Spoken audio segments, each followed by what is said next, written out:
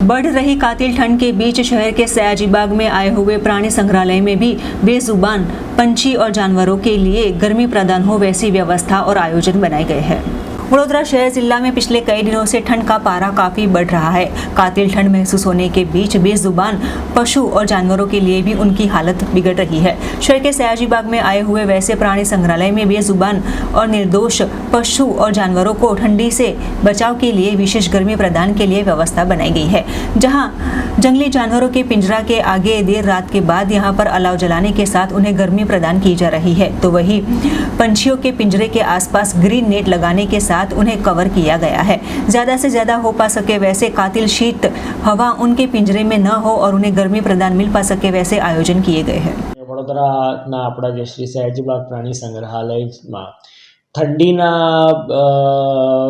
ઘટતા તાપમાનથી ઠંડીના સિઝનલ મેજર્સ તરીકે પ્રાણી પક્ષીઓને ઠંડીથી પૂરતો બચાવ મળી રહે તે માટે તમામ તકેદારીના પગલાં લેવામાં આવ્યા છે, જેમાં ખાસ ધ્યાન દોરીએ તો વાંદરાઓ જે સેક્શનમાં અત્યારે મૂકવામાં આવ્યા છે ત્યાં રોજે તાપણાની વ્યવસ્થા કરવામાં આવે છે અને વાંદરાઓ જે છે તાપણા થકી ગરમી રાત્રિ સમય દરમિયાન મેળવી શકે છે।